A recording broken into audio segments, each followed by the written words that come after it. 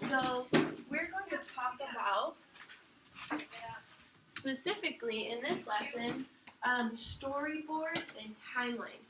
And both storyboards and timelines talk about events that have happened in our lives.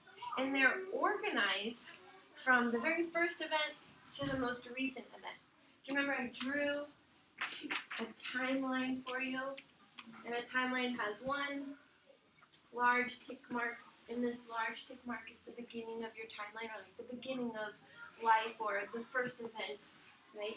And then it goes all the way over here to the end, to this last large tick mark. And this is the beginning, and this is the end, or the most recent event, right?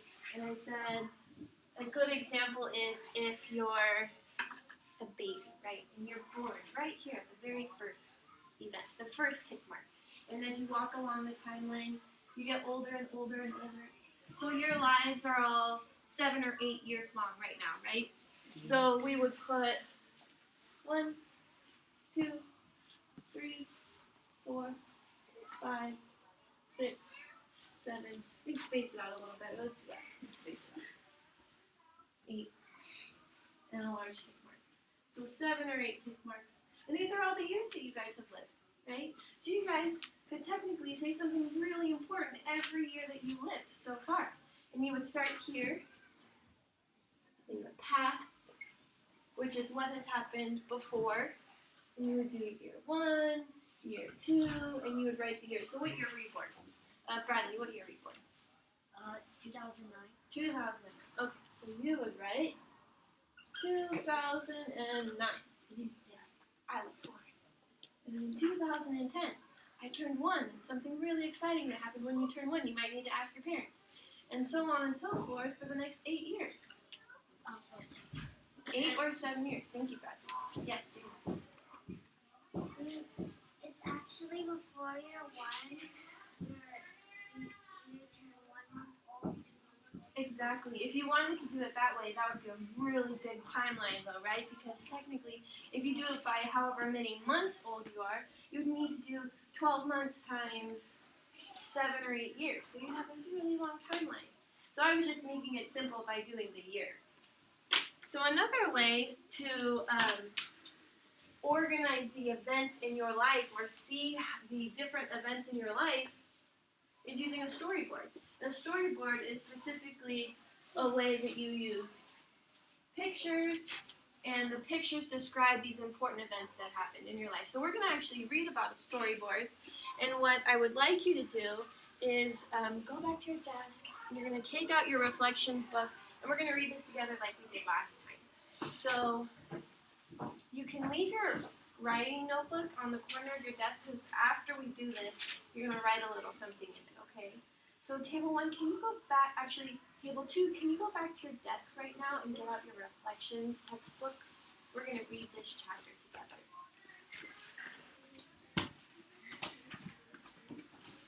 Thank you, table 2. Okay, table 3, can you go back to your desk and get your reflections textbook? Table 4. Yes. Oh, I'll let you know. I'll write it on the board. Okay. Table 1, you can go and go back to your desk. Go back to your desk and get out your textbooks. So turn to page 28. Turn to page 28.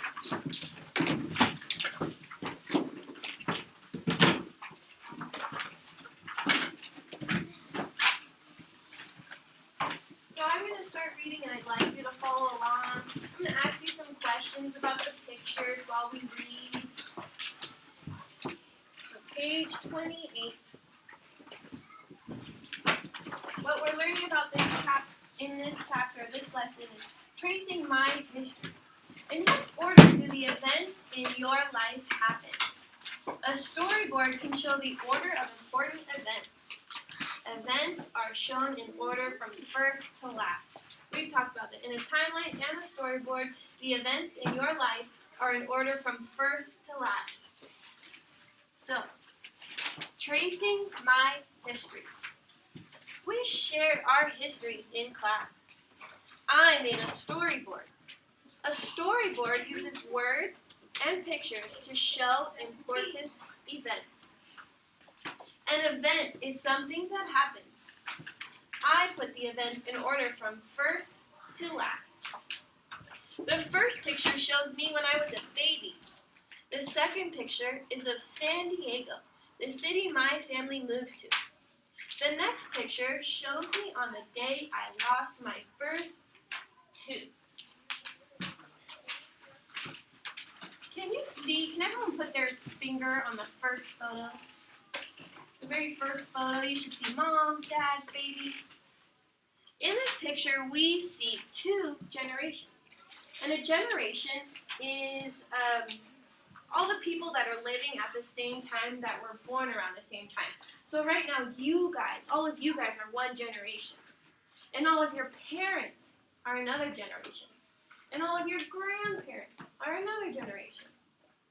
And then if you have great-grandparents, they're another generation. So in this picture that you guys all have your finger on, there's two generations. There's the baby and the parents. Can anyone raise their hand and tell me how this boy has changed from the very first picture on the left to the very last picture on the right when he lost his first tooth? How has he changed? How does he look different? Center, how does he look different? How does he change? The baby didn't have teeth. Yeah, he doesn't have teeth. That's a good description. He doesn't have teeth as a baby. Kira, how is he different?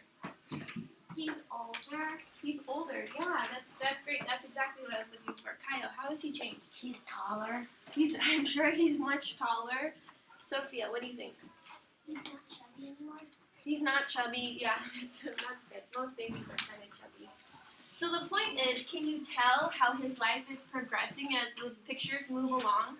So he's young, he's a baby, and then they move to San Diego, and then he loses his first teeth. So you're seeing these important things that have happened in his life from the very first one to one of the more recent ones. Okay, turn to the next page. The last picture shows me going to visit my grandmother in Mexico. We had a big family reunion while I was there. I met uncles, aunts, and cousins I had never seen before. I was happy to share my storyboard with my class. Family reunions. As families grow, some members move away.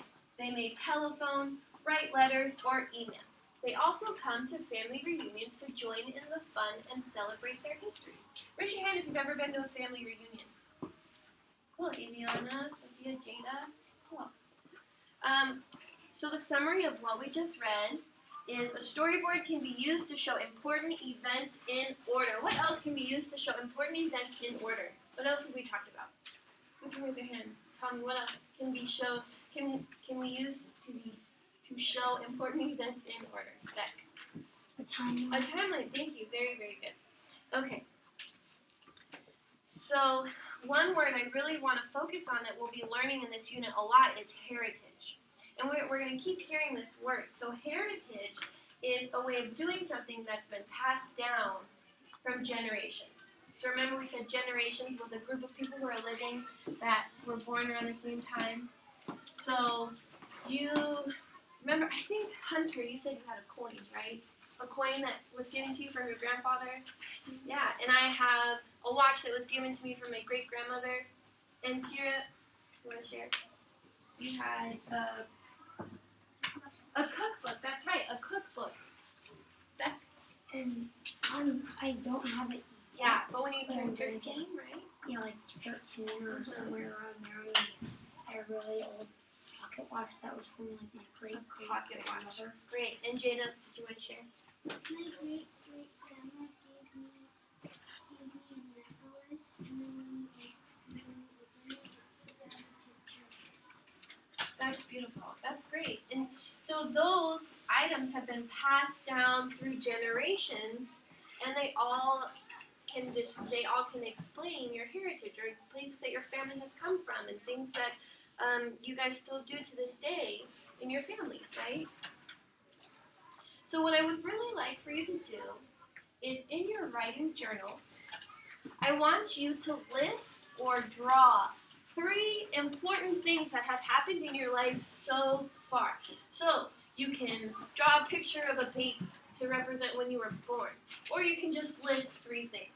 But I want 3 important things that have happened so far in your life. And the most important thing I want you to do is number them or put them in order. So make sure that the first thing that happened is either on top or numbered 1, all the way to the second will be next, and then last will be the third one. So the most recent thing that has happened to you that's been really important. So go ahead and start that. I'm going to give you 10 minutes to do it, and then we're going to come back to this part.